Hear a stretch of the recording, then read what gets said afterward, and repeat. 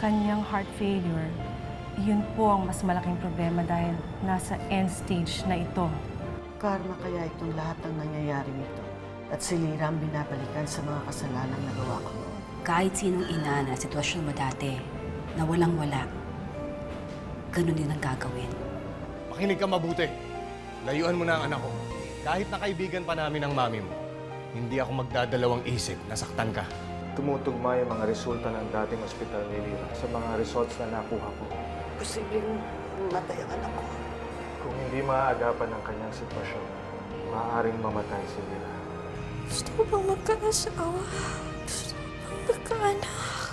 Kailangan nating humanap ng isang compatible na heart donor. At ililipat natin ang puso nito sa katawan ni Lira. At kung successful ang heart transplant, maaaring humaba pa ang buhay ng anak niya.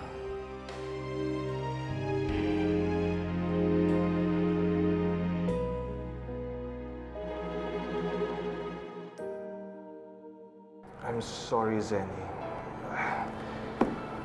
I wish there was more I could do for you. Pero may hangganan ng science. May hangganan ng medisina. Kaya sasabihin mo sa akin ngayon ang palaging sinasabi ng mga doktor sa mga kamag-anak ng pasyente. Na Diyos na lang ang makakatulong sa amin.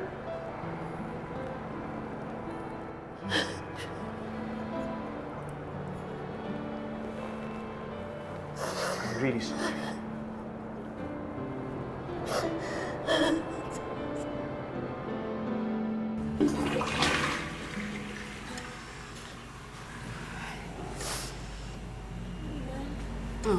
Asan ako si Inay?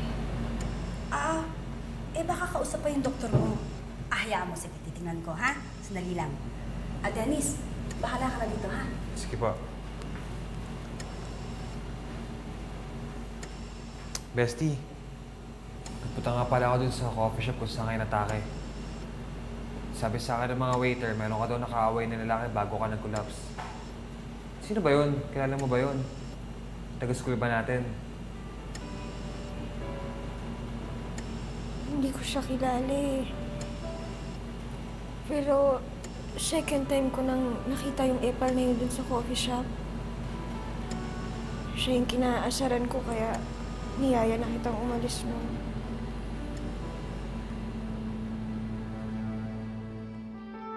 Ibibigay kita ng coffee pa. Mamaya, mapaalis ka pa dito eh.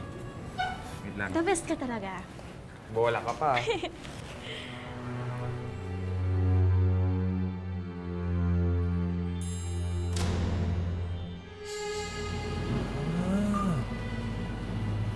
Kilala ko na.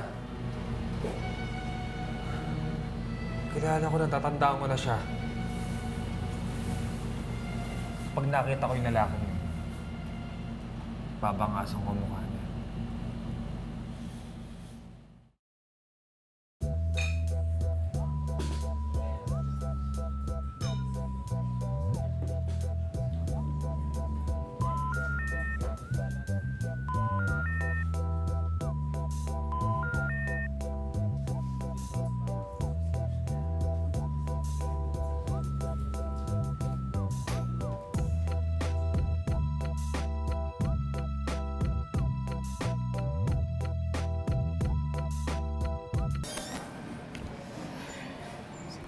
Zenny, alam ko na ang resulta. Nakausap ko yung kaibigan mong doktor. Ay, naku. Hindi ko alam kung anong sasabihin ko sa'yo. Tumawag ako dun sa ospital na magsasagawa ng heart transplant. Alam mo ba kung magkano yung magagastos sa operasyon? Magkano? Estimate lang daw, 900,000 pesos hanggang sa 1,000,000. Diyos ko. Operasyon lang yun. Hindi pa ako nakakahanap ng donor para sa anak ko. Kahit pala makahanap ka ng heart donor eh. Hindi ba mas malaking problema yung naggastusin na pera? Isang bangko naman tayo mga holda para magkaroon tayo ng ganong laking halaga.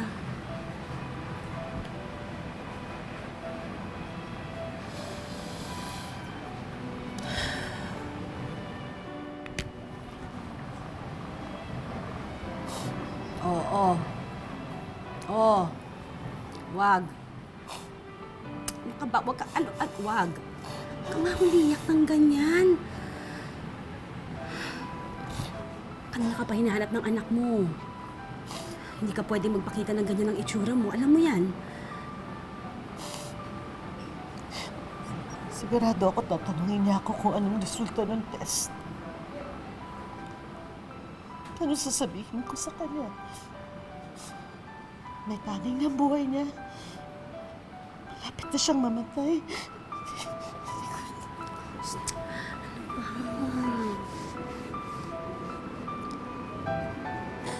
Alam mo, alam ko naman na mahirap magsabi eh. Pero, hindi mo pwedeng ilihim kay Lira ang totoo. Kailangan niya malaman totoong kalagayan niya.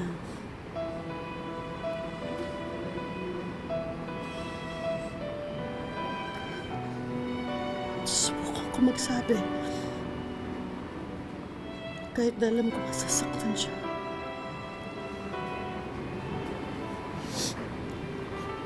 Sasabihin ko yung totoo. Tama. Yun ang tama. Ayusin mo nga itsura mo. Ha? Ayusin mo yan.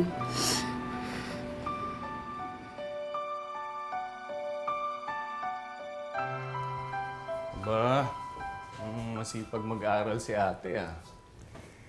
Kailangan, Dad, pasok ako ulit sa Dean's List eh. Sayang naman. Oh? Talaga ah. Alam mo, pagpatuloy mo lang yan.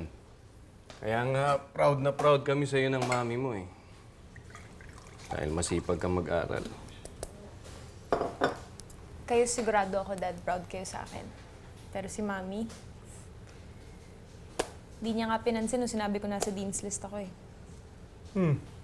Oo, Dad, kasi si Angeline lang naman pinapansin nun. Bakit? Nagsiselos ka ba sa kapatid mo? Alam mo, huwag kang mag-iisip ng ganyan. Dahil kami ng mami mo, pantay-pantay naman ang tingin namin sa inyo eh. Nagkataon nga lang na panganay ka. Pero pareho namin kayong mahal. Kaya huwag ka nag-iisip ng ganyan. Okay? Nagsiselos? Bakit siya nagsiselos? Baka mamaya marinig ka nun. We gave her everything, tapos may gana pa siyang magselos. Ikaw naman, oh. Baka naman kasi masyado mong pinapahalata na pinapaboran mo yung isa. Kaya natural lang na magselos yun. Eh, natural. Tunay nating anak si Angeline. Kaya dapat lang na mas mahalin ko si Angeline. Ano ka ba, Han? Eh, anak din naman natin si Vanessa, di ba? Kaya nga, binibigay natin sa kanya lahat ng mga kailangan niya dahil anak rin natin siya. Pero ang sabihin niya o hingin niya na maging pantay ang pagtingin ko sa kanilang dalawa, eh mahirap naman yun. Wala siyang magagawa kung uunahin ko si Angeline kesa sa kanya. Natural lang yun.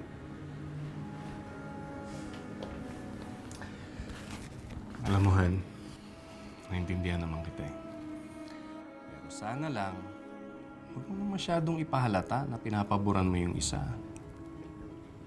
Para hindi na siya magselos. Okay. I'll try. That's more like it. Pero nakakainis pa rin na nagsiselos siya. Wala siyang magagawa kung mas mahal ko si Angeline kaysa sa kanya. Oh, yan ka na naman eh. Akala ko ba nagkakaintindihan na tayo? Nangako ka na. Kaya, huwag ka nang magalit, okay? Cheers. Ba ang tunog ah?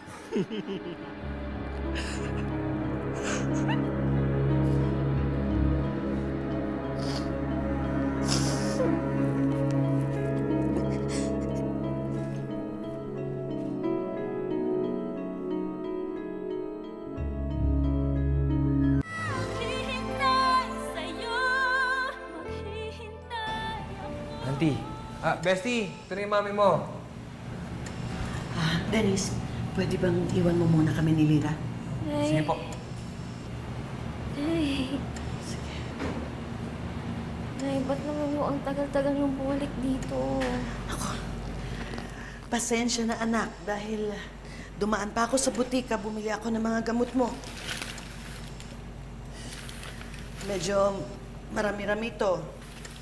Kaya lang, kailangan mong inumin para bumuti-buti ang pakiramdam mo. Nay, alam ko kung nakausap niyo na yung cardiologist. Ano ho sabi niyo sa inyo? Ano ho bang resulta ng test ko?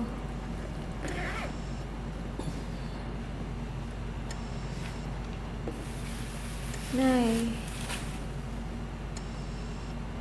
sabi mo sa akin, magsasabi ka ng totoo. Huwag ka magsisinungaling sa akin kasi mahuhuli kita eh. Ano ba talagang resulta, Nay? Ang sabi niya,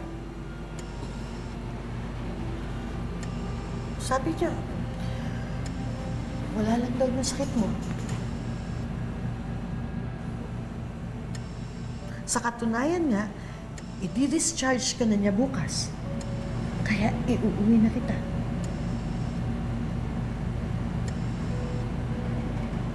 Totoo ho? Hindi niyo ako niloloko, Nay.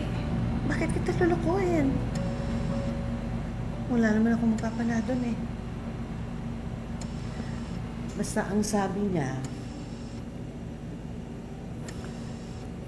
wala lang daw yung sakit mo. Pero hindi nangangahulugan yon na hindi ka na mag-iingat. Dapat alagaan mo pa rin yung sarili mo. Hindi ka dapat nagpapagod para hindi ka hihimatayin, hindi ka kakapusan ng hininga. Basta sundin mo lang daw yon. Sundin mo lang yon, matutupad ang gusto mo. Mabubuhay ka pa ng mahabang panahon. Makikita mo pa ako maging lelang. Magkakaapo pa ako.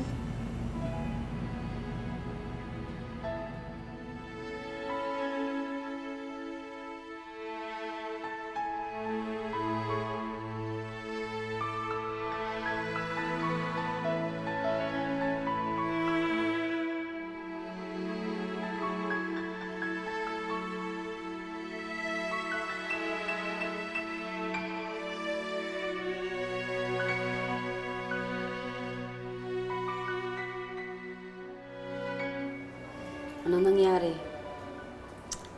Akala ko ba sasabihin mo ang buong katotohanan sa anak mo? Bakit ka nagsinungaling? Naduwag ako eh.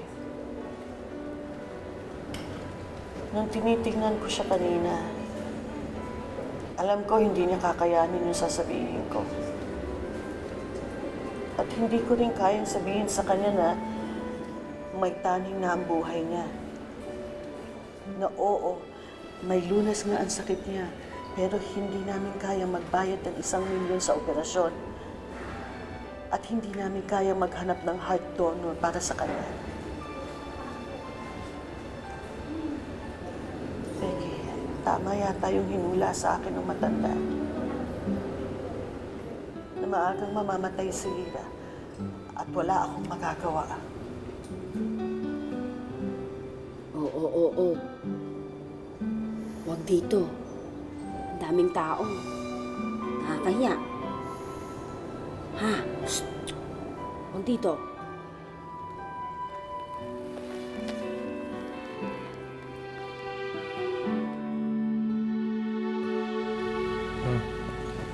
Bestie, buti na lang madi-discharge ka na. Okay na rin yun. Sa bahay ka magpahinga. Para pag okay ka na, makakapasok ka na rin sa school. Tapos, hahanapin natin yung lalaki na kaaway mo. Google Paying ko nga yun hanggang di siya nag-sorry sa'yo.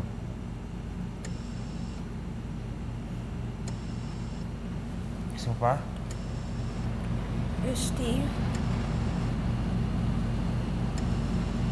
May alam ka ba tungkol sa totoong lagay ko? Sala ka ba nakausap mo na yung mami mo? Di ba sabi naman niya sa'yo okay ka na? Akala mo siguro hindi ko naramdaman na umiiyak siya nung niyakap niya ako. Pero naramdaman ko yung bestie. Kaya alam kong hindi siya nagsasabi sa akin ng totoo.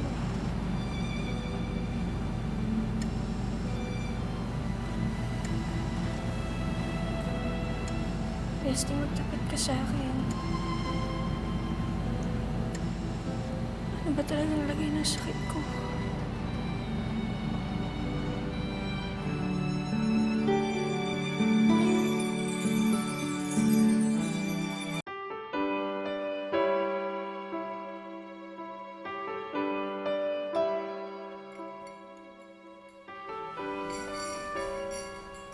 Ang anak ko, paglaki, magiging bibo, tatanim. Kanino yan, ate? Pinapatimpla ni ma'am para sa kapatid mo. Matabang. Nakita mo yung sugar? Nasaan ba yung sugar? Ba't hindi laso nang hanapin mo, ate? Yun ang ilagay mo. Vanessa, naririnig mo ba yung pinagsasabi mo? Bibiro lang ako. Pakihiwa mo nga. Grabe namang mag-joke yun. Parang gusto niyang ipapatay ang kapatid niya.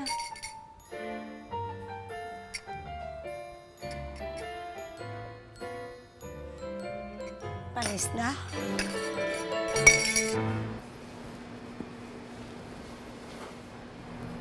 Kaloy, nasaan yung matandang pasyente dyan? Na-discharge na ako. Nauwi na ako ng kamag-anak niya kanina. Ganun ba? Sige.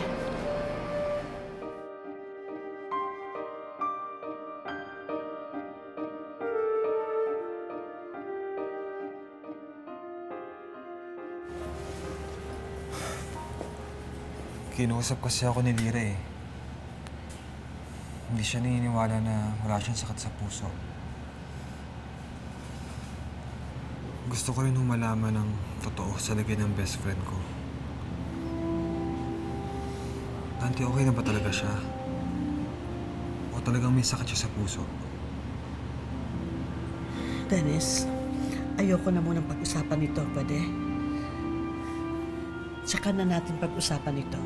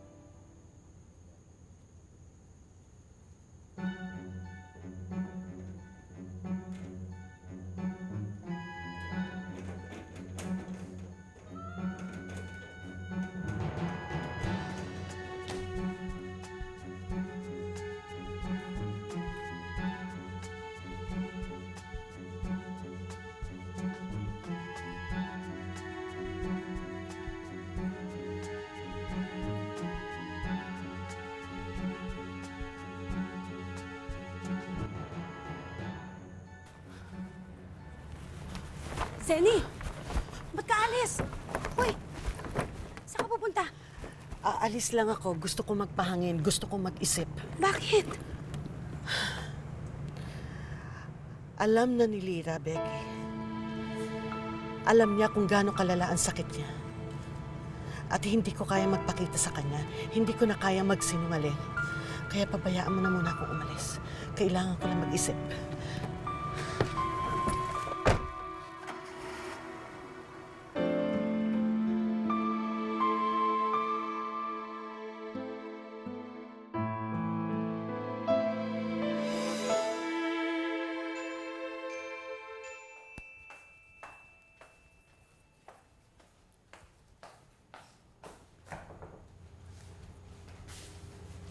Prince! Prince, anong ginagawa mo dito? Baka mahuli tayo ni Mami. Nagutuli ako. Hindi tayo mahuhuli. Huwag kang mag-alala, okay? Kaya mag-impake ka na. Tara. Ano? Mag-iimpake ako? Bakit? Saan tayo pupunta? Magtatanan tayo. Angeline, di ba sabi mo sa akin mahal mo ako? Patunayan mo. Sumama ka sa akin. Mag-impake ka na. Sige, wait lang ha. Mag-iimpake lang ako.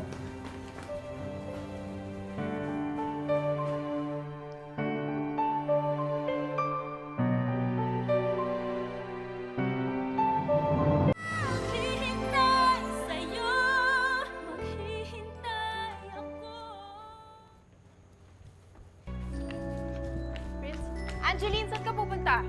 Tatakas ka, no? Wala kang pakialam. Angeline, bumalik ka nga dito. Isusumbong kita kay Mami. Naka lang. Hoy, saan mo dadalhin yung kapatid ko? Angeline!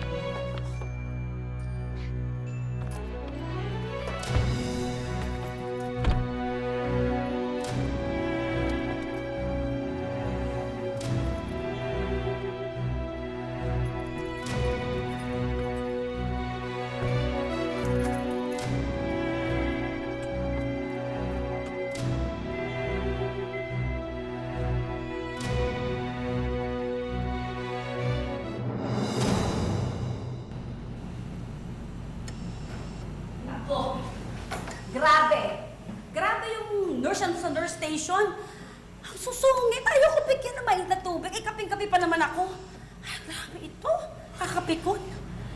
Ninang, nasan ako si Inay? Ha? Nasan ako si Inay? Umalis lang sandali pero babalik din. Ay, alam mo, magpahinga ka na muna. Sige na, tulog ka muna, magpahinga ka. Bilis. Alam kong iniiwasan ako, Inay, kaya siya umaalis. Ano ka? Bakit ka naman iiwasan nun? Kinausap ako ni Dennis. Sabi niya nakausap na lang si Inay kanina. Pero hindi siya sinagot. Ninang, ano ba talaga ang totoong lagay ko?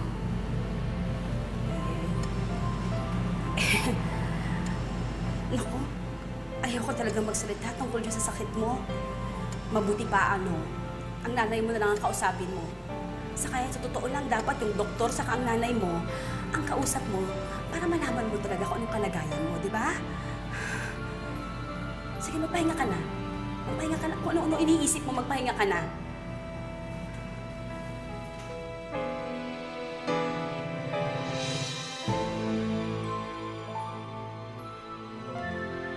Anong lagay ng anak ko? Stable ang paghinga niya, Mrs. At successful ang heart surgery. Natulungan ka na namin sa operasyon ng anak mo at saka naibigay na rin namin sa iyo ang pera. Huwag po si Lira.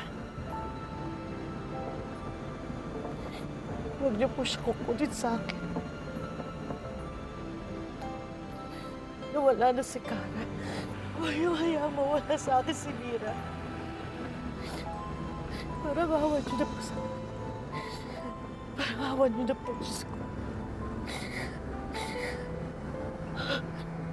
Huwag niyo po kukunin si Lira sa akin. Parang awan niyo sa Diyos ko.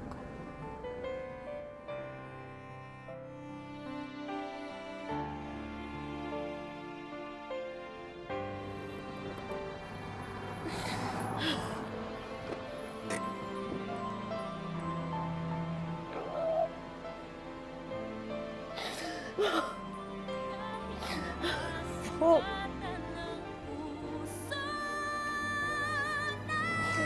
Ay, Diyos ko.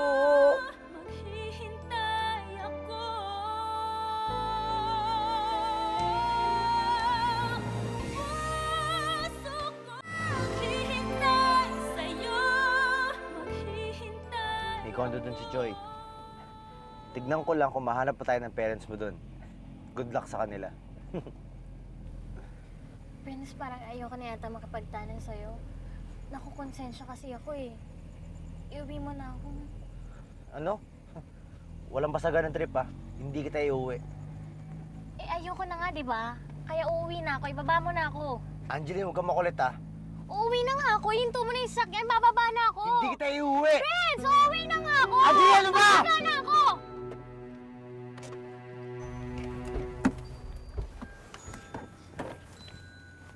Uy, ano ba? Larang basagan ang trip oh. Labo mo ah. Ayoko na nga, di ba? Kaya umuwi ka na. Uuwi na rin ako. Talagang uuwi ako. Iiwan kita dito. Bahala ka. Ang dilim dito. Ano, sakay ka ba hindi? Bahala ka nga. Masyado kang pakipot. Bad trip.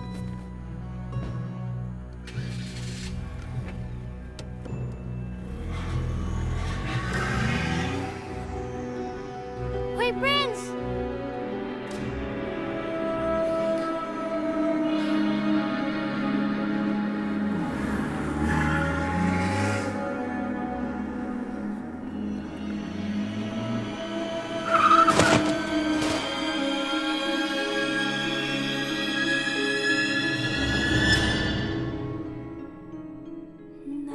Ano ko ba totoo lagay ko?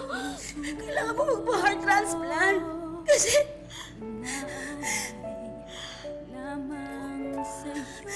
Kasi baka mamatay ka. Pare, samahan mo nga ako. Saan tayo pupunta? Kay Angeline. Baka mamaya, andun pa siya kung saan ko iniwan eh. Kailangan nating humanap ng isang compatible na heart donor. Panaginipan ko ang anak natin, si Angeline. Sani, inaatake na naman ang inaanak ko. Nurse! Dali niyo po ako sa ospital. Tulungan niyo po ako. Si Angeline, hit and run! Laging malalagay sa panganib ang buhay ni Lira hanggang hindi napapalitan ang puso niya. Patawarin mo po ako, Diyos ko.